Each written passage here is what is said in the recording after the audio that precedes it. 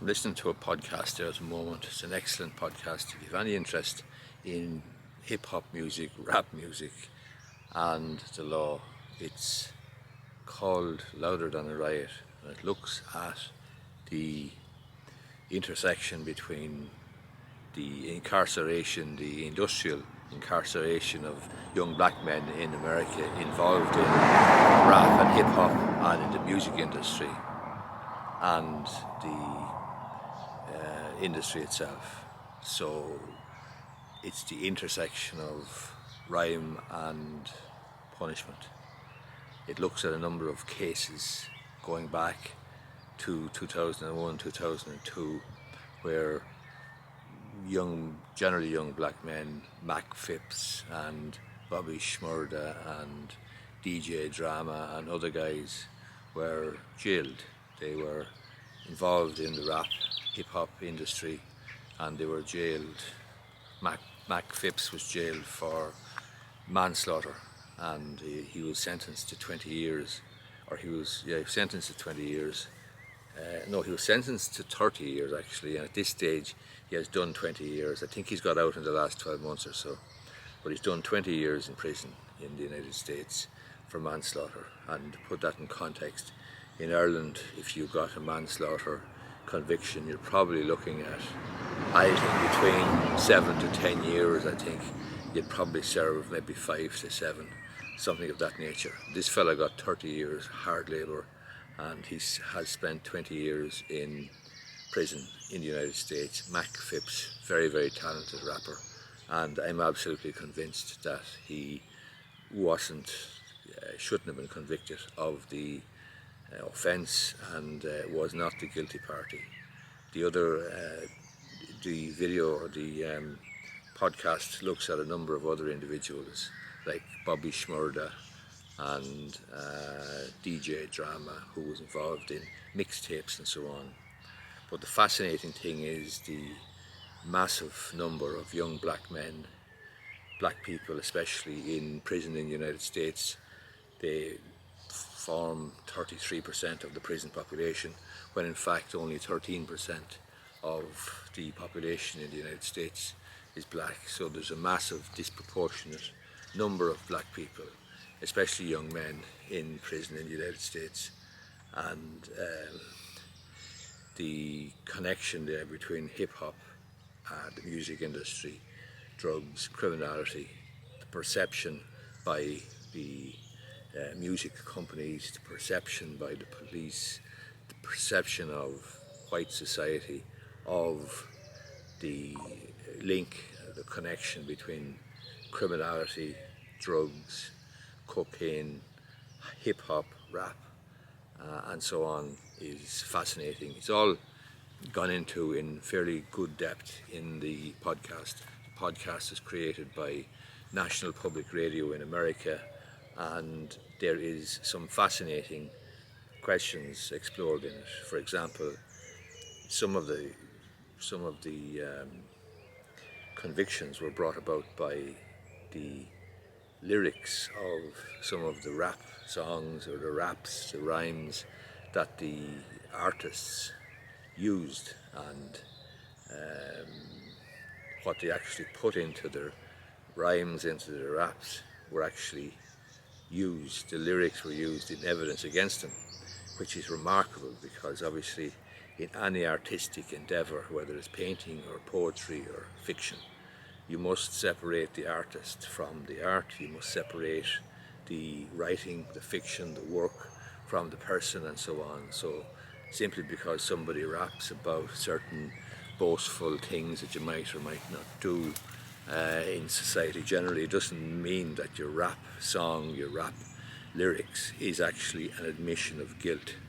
And obviously there's a question of companies, record companies, production companies, rap companies, hip-hop companies, wanting to exploit the badder young people in these organisations, in these groups, in these gangs.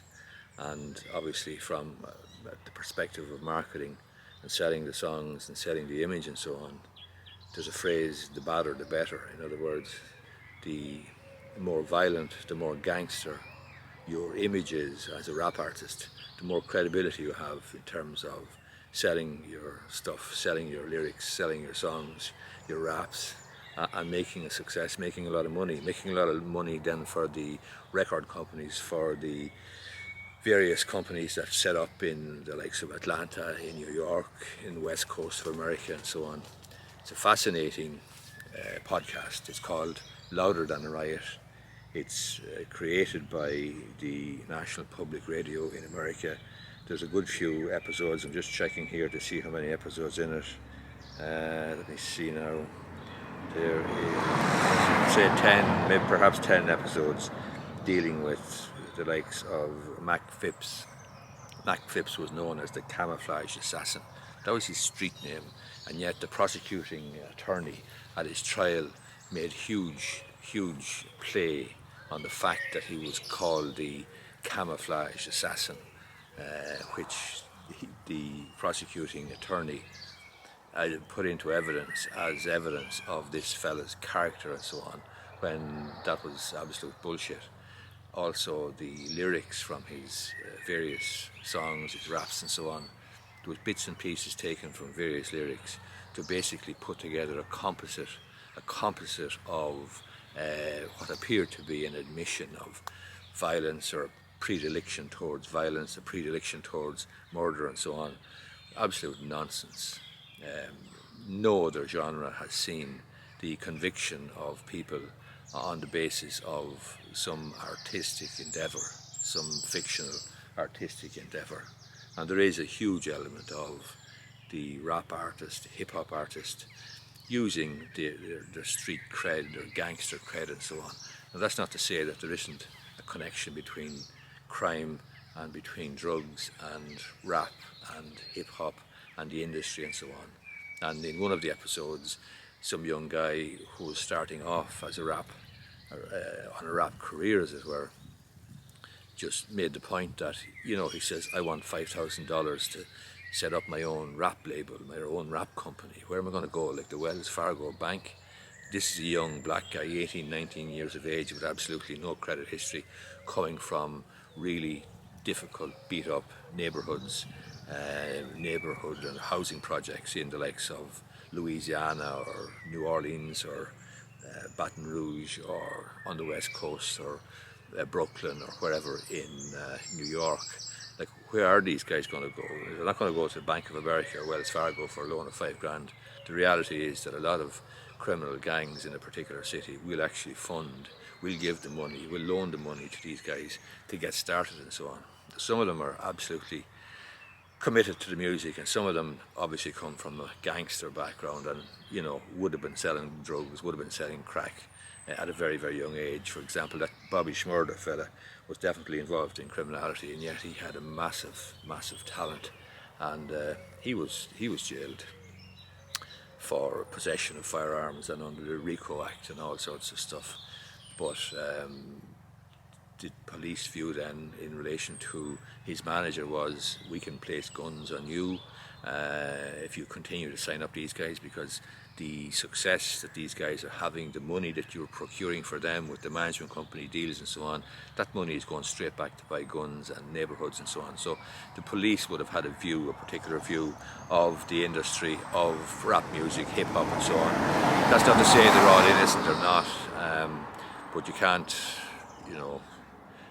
paint an entire industry, an entire genre of cultural activity as criminal and as gangsters and so on. And there is an element of using the gangster image, there's an element of using the streets from where you came and so on to promote your music and promote your artistic endeavour. And obviously hip hop and rap has the potential to allow these young people to get off the streets. Some of them take it and some of them don't take it, but they're probably no different than anybody else in any other walk of life who have an opportunity and maybe take the opportunity or spurn it. That happens. Black people, it happens white people, it happens brown people, but an entire industry shouldn't be criminalised.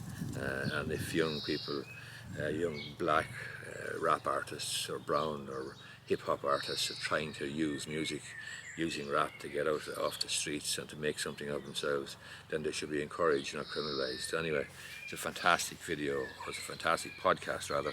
It's called Louder Than a Riot. You get it on Spotify or anywhere you might listen to podcasts. It's worth a listen. It's an eye-opener for me. And the notion of a lad getting 30 years hard labour for manslaughter is incredible, because, as I say, in Ireland I think it's 7 to 10 years and you're going to serve 5 to 7 probably. And yet this guy, Mac Phipps, who was extremely talented, came from, I think, Atlanta or Louisiana, has done 20 years. I think he's out now, but only got out in the last year or so. But his story, the conviction in his case was incredible. He was convicted on a 10-2 count, and it was a completely 100% white jury. The evidence was non-existent practically, and the witnesses were pressurised by the police to give statements along the lines that the police wanted, for fear of them being charged with perverting the course of justice or obstruction, that sort of thing. So it's an incredible story. It's a good podcast, great podcast, Louder Than a Riot. It's especially good if you're like me. Unusually, you have an interest in law and you have an interest in hip-hop or rap. It's fascinating. I really enjoy it. So I think you might find it useful. If you find this video useful, I'd appreciate it if you gave it a thumbs up down below. Thanks.